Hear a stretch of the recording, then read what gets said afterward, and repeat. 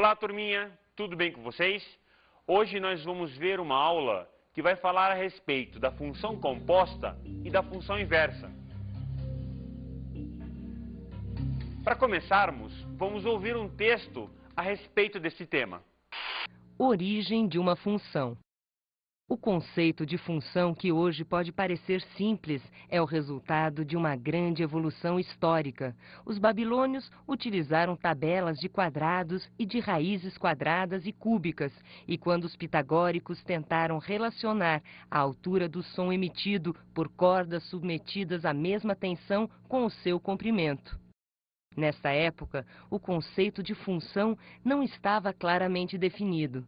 As relações entre as variáveis surgiam de forma implícita e eram descritas verbalmente ou por um gráfico. Descartes e Pierre Fermat, no século XVII, introduziram as coordenadas cartesianas, tornando possível transformar problemas geométricos em problemas algébricos e estudar analiticamente funções. Esse, sem dúvida, foi um grande impulso à matemática. A partir daqui, todo o estudo se desenvolveu em torno das propriedades de tais funções. Por outro lado, a introdução de coordenadas, além de facilitar o estudo de curvas já conhecidas, permitiu a criação de novas curvas.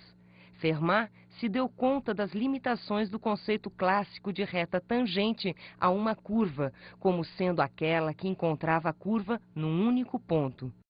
Tornou-se assim importante reformular tal conceito e encontrar um processo de traçar uma tangente a um gráfico num dado ponto. Essa dificuldade ficou conhecida na história da matemática como o problema da tangente.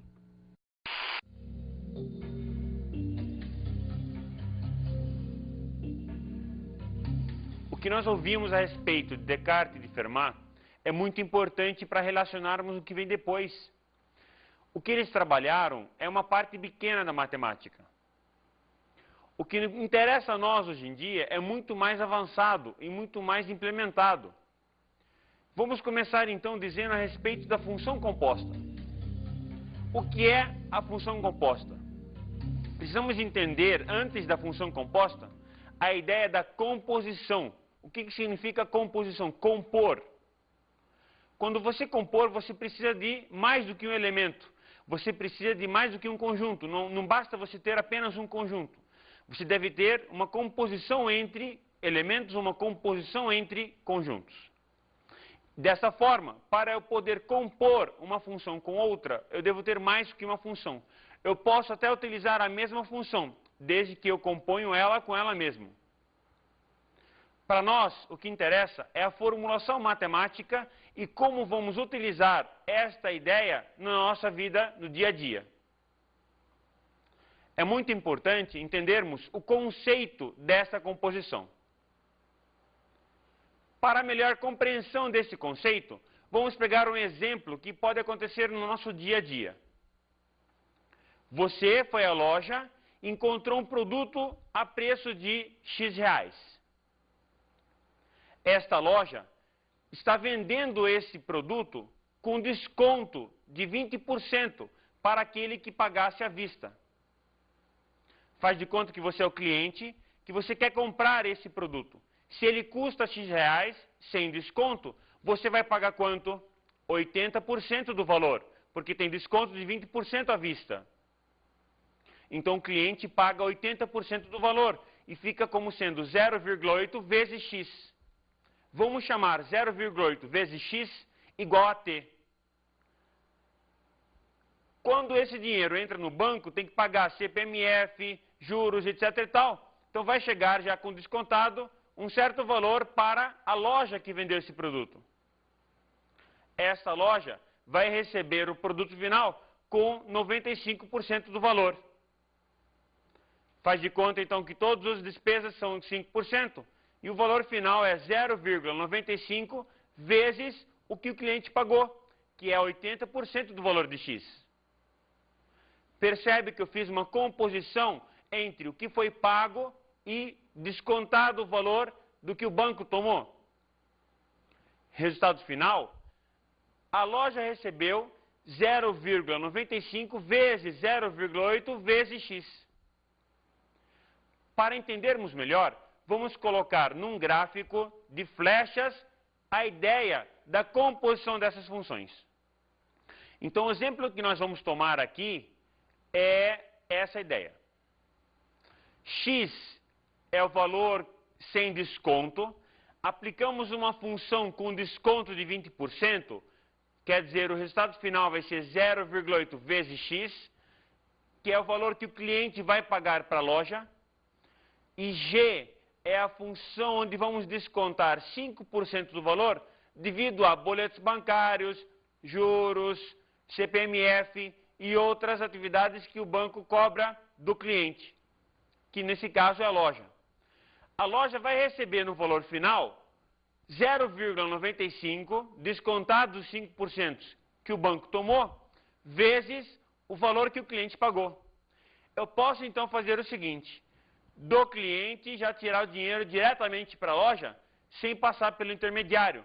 Assim, a loja vai estar recebendo diretamente pela função que eu vou chamar de H, que vai ser 0,95 vezes 0,8 vezes o valor da mercadoria que está sendo exposta pela loja. Este é um exemplo que pode ser aplicado no nosso dia a dia. Vamos formalizar essa ideia utilizando letras F, G e H. Nesta utilização, vamos fazer a composição entre F e G, resultando numa nova função que eu vou chamar de função H. E eu vou ler como sendo função composta de F com G. Ou seja, eu compus os elementos de F com os elementos de G. Vamos formalizar o que eu falei dizendo o seguinte: H de x vai ser chamada de G de F de x. Ou seja, eu vou fazer a composição utilizando duas funções, G e F.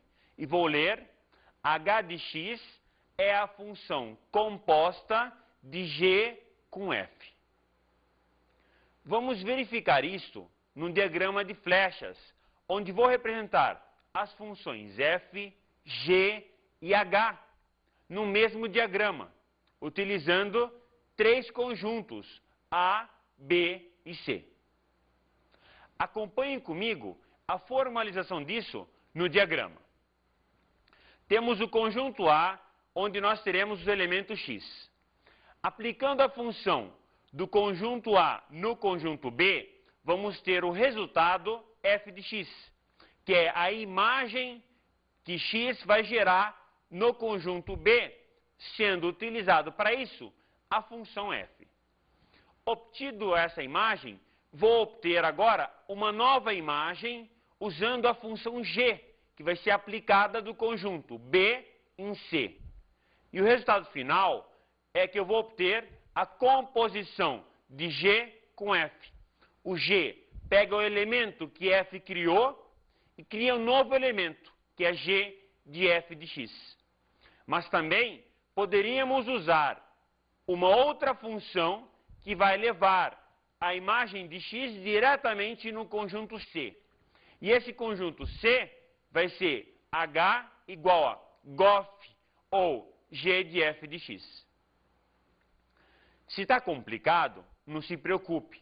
Quando você escrever isso no papel, fica bem mais fácil.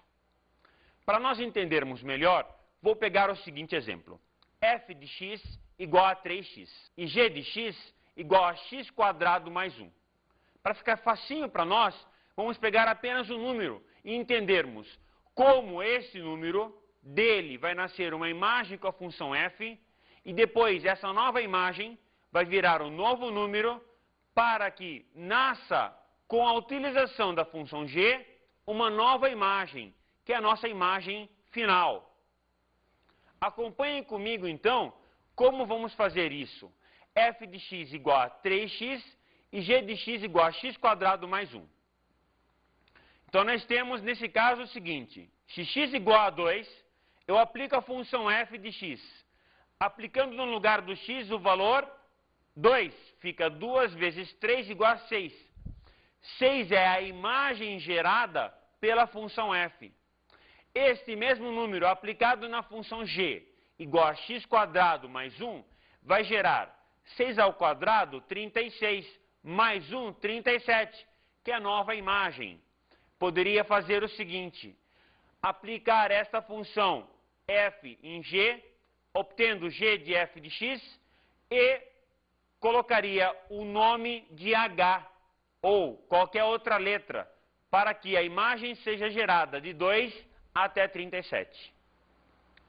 Esta composição pode ser usada no dia a dia, como nós pegamos o exemplo a respeito deste assunto. Agora, turminha, vamos falar a respeito da relação inversa. Nós sabemos que relação é qualquer elemento de um produto cartesiano entre dois conjuntos. E relação inversa, o que é? Vamos compreender a relação inversa da seguinte forma. Temos dois conjuntos, relacionam o elemento de um conjunto com o outro.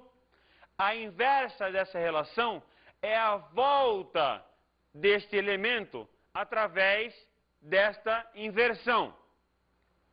Para ficar mais fácil, vamos ver um exemplo onde vamos usar diagrama de flechas com dois conjuntos, A e B.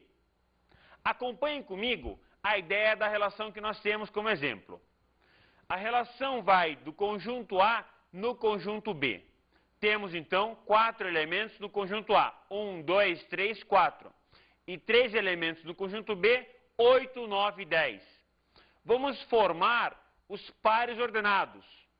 Você lembra o que é um par ordenado? Par ordenado é um par de elementos que estão colocados entre parênteses. São conhecidos como sendo elementos em sequência. Então, vamos colocar os elementos em sequência como sendo pares ordenados. Teremos assim, o 1 e o 8, um par ordenado, o 2 e o 9, um outro par ordenado, o 3 e o 10 como sendo um outro par ordenado. Vamos aproveitar também esse diagrama para lembrarmos a respeito de domínio, imagem e contradomínio de uma relação. Vem comigo no mesmo diagrama. O domínio do A, o domínio vai ser o próprio conjunto A? Não, não, não. O domínio vai ser 1, 2, 3. É domínio da relação R. Então, o domínio da relação R é 1, 2, 3. Os elementos que vão estar relacionados com os elementos de B. O conjunto de partida, de onde partiram as flechas, é o conjunto A. Porém, o domínio é a condição de existência da relação. Então, para nós, o domínio, nesse caso, são os números 1, 2 e 3. Quem vai ser a imagem? A imagem vão ser os elementos onde estão chegando as flechas. As flechas chegam nos elementos 8, 9 e 10, que são denominados elementos da imagem. Neste caso, a imagem é o conjunto B por completo. O conjunto B é conhecido também como sendo o conjunto contradomínio. Gente, exploramos bem essa ideia. Agora vamos fazer a inversão desta relação. Vamos verificar como a inversa dela, R elevado a menos 1, vai ficar. Antes eu estava mandando os elementos de A para B, através da flecha. Agora, neste exemplo, vamos ver os elementos saindo, as flechas saindo dos elementos de B e chegando nos elementos de A. Acompanhem comigo novamente. R a menos 1 vai dos elementos de B até os elementos de A. O que nós tínhamos antes de 1 para 8, agora ficou de 8 para 1. Ou seja, você trocou x com y. Você trocou no par ordenado quem estava na esquerda com quem está na direita. Isso é importante lembrar, porque daqui a pouco vamos aprender como obter a função inversa. E para isso, vamos precisar saber que o x trocou com y. E vou precisar trocar o x com y e o y com x. Voltando novamente. O 1 é relacionável com 8, agora o 8 relaciona com 1. Houve a troca dos elementos. São os mesmos, porém a ordem mudou. O 9 com 2, antes era 2 com 9. e o 3 com 10, agora 10 com 3. Desta forma, as relações R e R-1 são chamadas de relações inversas entre si. Mas é só isso, professor? Ah, moleza! Que moleza, skatista! Que isso! Vou lembrar uma professora, quando eu estava na 8ª série, que um aluno falou, moleza, professora, moleza. Sabe o que ela falou para ele? Senta no pudim se você quer moleza, seu skatista. Turminha, se até agora é moleza, maravilha. O que vem agora é muito mais importante do que função composta. E é chamada função inversa. As funções inversas são extremamente importantes para a nossa vida do dia a dia. Nós sabemos que muita coisa aprendemos na sala de aula e, infelizmente, não temos oportunidade de aplicar no dia a dia. E sempre vem aquela pergunta, por que aprender? Para que aprender? Será que eu vou usar um dia essas funções? Vamos pegar alguns exemplos de utilização de função inversa. Por exemplo, quando você vai lá e busca seu SIC, seu CPF do governo federal, o seu nome tem apenas um SIC. E com esse SIC você consegue reconhecer quem é dono do nome que fez esse SIC. Aí existe uma inversa de relação, uma inversa de função. Porque a quantidade de pessoas, cada uma delas se relaciona com apenas um SIC, um CPF. E esse CPF volta para essa pessoa. Outro exemplo é a senha, que vai estabelecer o uso de certa informação. Cada pessoa estabelece uma senha, diferentemente de outra pessoa. Dessa forma, vamos relacionar um elemento com o inverso dele em relação à função utilizada. Hoje em dia, nós ouvimos muito a respeito do projeto Genoma, ou do DNA. E também, cada um de nós tem um DNA, diferente de outra pessoa. Mesmo na clonagem, se os DNAs são iguais, ainda difere por outros elementos.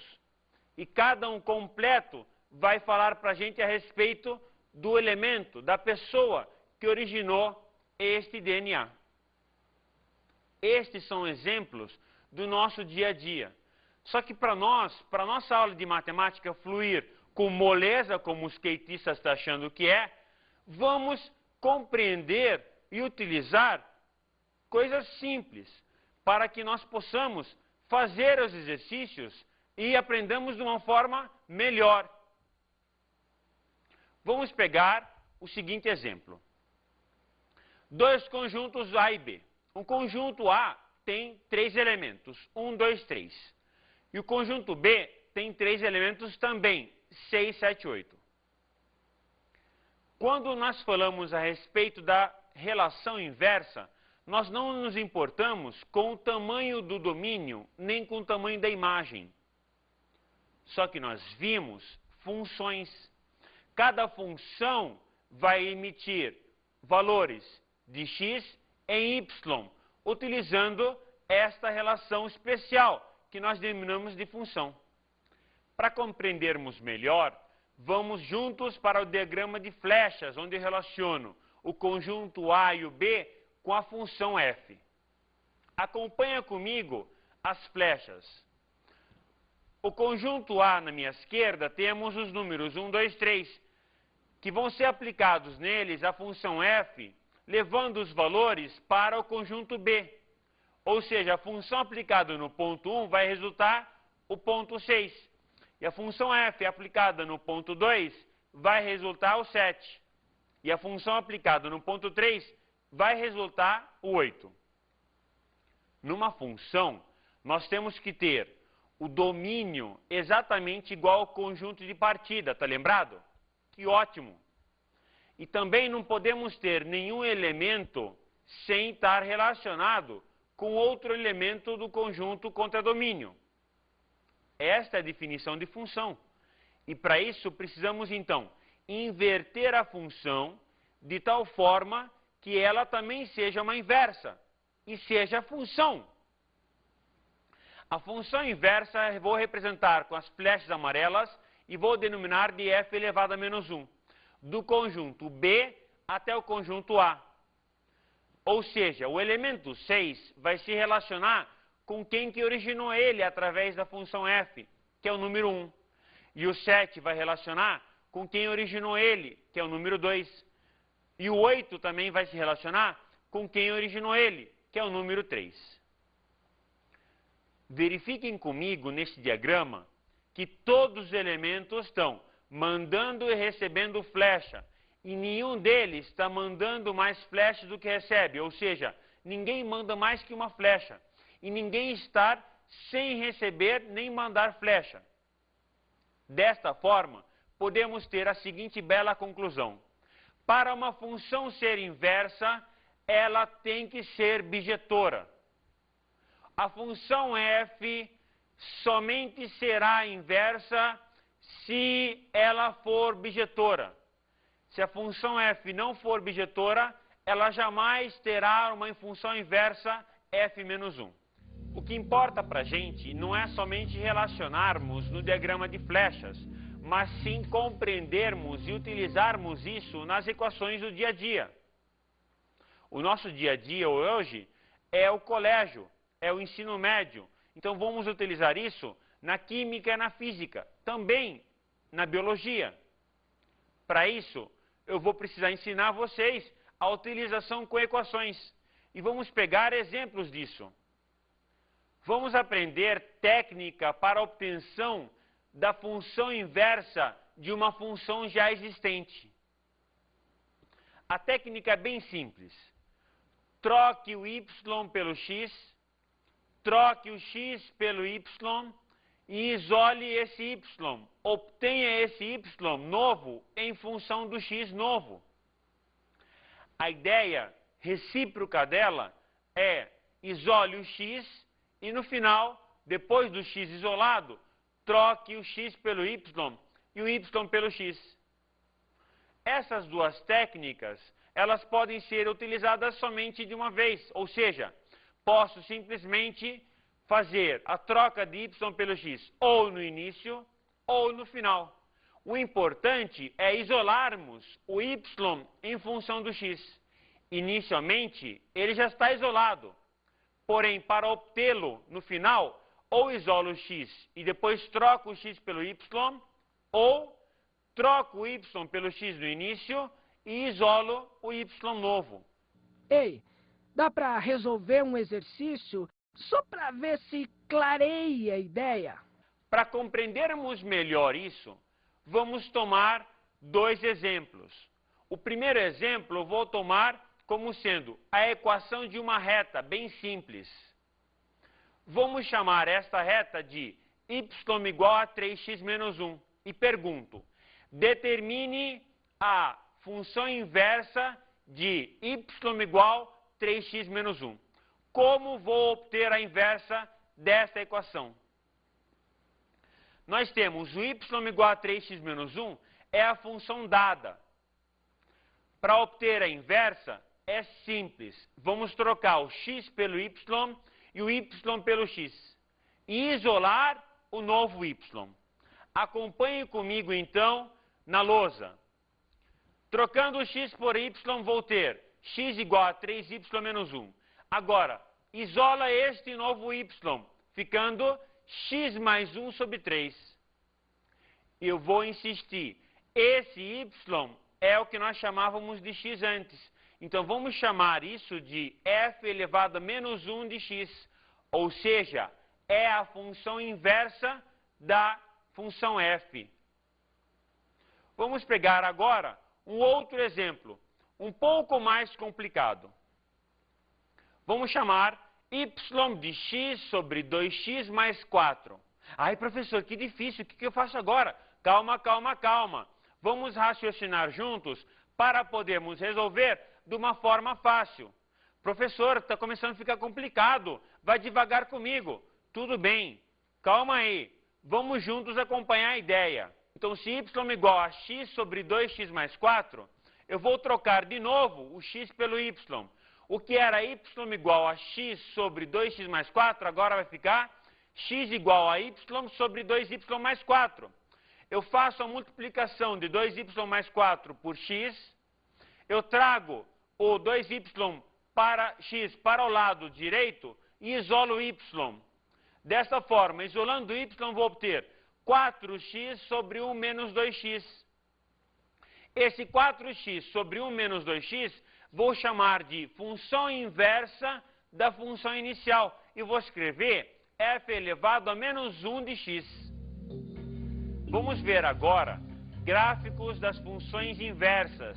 Como é que eu vou fazer o gráfico de uma função inversa? Como é que eu vou obter o gráfico de uma função inversa? Qual é o gráfico da função inversa da função f? Gente, é fácil. Vem comigo para o gráfico deste seguinte exemplo. Vou tomar uma função qualquer, não sei quem originou essa função. Eu sei que o gráfico dela vai estar colocado para a gente. Olha só, tenho a função partindo do zero e subindo. Vou chamar essa função de f. Pense comigo.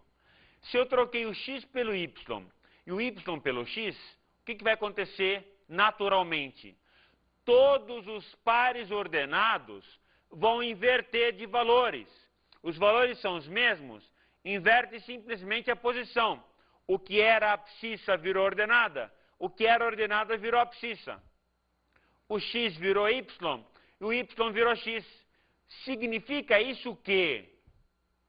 Isso aí, a função inversa vai ter o gráfico simétrico em relação à função existente. Venha comigo para o gráfico para vermos isso. Olha só. Vou pegar e traçar a função y igual a x, a reta, passando pelo zero, e vou inverter a função f em relação a ela, obtendo a função inversa. Vamos ver então? Invertendo ela. Ela vai partir então y igual a x, passando pelo meio, e a função inversa tracejamos de branco e colocamos em amarelo a nova função inversa. Então é bem simples. Cada valor da função f trocou a abscissa pela ordenada e ordenada pela abscissa, ficando desta forma. Vamos pegar mais um exemplo para podermos concluir o gráfico de uma função inversa. Antes de trabalharmos este exemplo, vamos frisar uma vez por todas. O gráfico da função inversa f menos 1 é simétrico em relação a y igual a x do gráfico da função f. Repetindo, os gráficos f menos 1 e f são simétricos em relação a reta y igual a x. Vamos tomar este seguinte exemplo. Construir a função inversa que vai do domínio mais 0 até mais infinito, incluindo zero, em contradomínio menos 4 até mais infinito, da função f de x igual x ao quadrado menos 4. Vamos juntos calcular os valores e colocarmos no gráfico. Temos x começando no zero no domínio, aplicado à função f de x igual a x quadrado menos 4, dá quanto, João? Quanto? Menos 4. Parabéns. Esse é o valor inicial. Quanto maior o x, automaticamente maior a função f de x. Vamos plotar no gráfico, então, f de x. Obtendo o valor mínimo de menos 4 até o infinito, passando pelo 2. Isso é parte da parábola. A parábola inteira seria passando no menos 2 e no 2. Porém, limitei o meu domínio de 0 até mais infinito. Para quê? Para que a função fosse bijetora.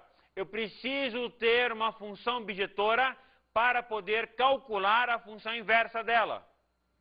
Agora vamos achar então a inversa dela. Basta então fazer o quê? Traçar a reta y igual a x e traçar o simétrico da função f em relação a essa reta. Então, traço a reta y igual a x e inverto os valores. Antes esse ponto era quem? 0, menos 4. Troca, troca, x com y, fica menos 4, 0. Antes esse ponto era quem? 2, 0. Troca, troca, fica como? 0, 2. E marque, então, esses pontos. Ligando eles, vai obter o gráfico da função inversa f menos 1. Perceba o seguinte, que os dois gráficos sempre vão se cortar na reta y igual a x. Vai existir o ponto de intersecção desses dois gráficos na reta y igual a x. Conclusão final a respeito desse problema, que o domínio da função f vai ser a imagem da função inversa de f. E o domínio da função inversa de f vai ser a imagem da função de f.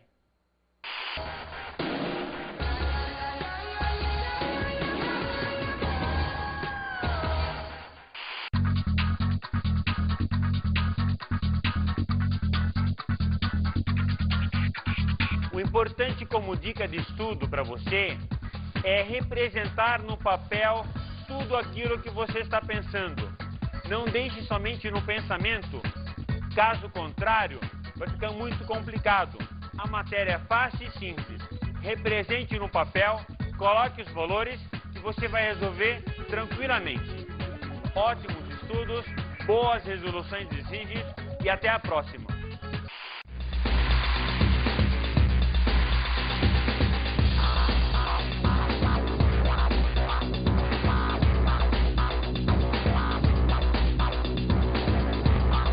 Na aula de hoje estudamos a função composta e a função inversa.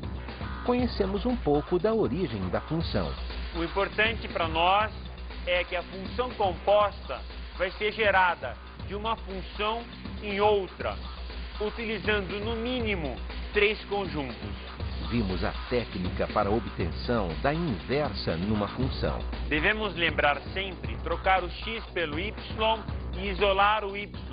E que o gráfico da função inversa é sempre simétrico em relação à reta y igual a x. E observamos os gráficos de funções inversas. Os gráficos são sempre simétricos em relação à reta y igual a x. Comece então sempre desenhando a reta y igual a x. Bons estudos!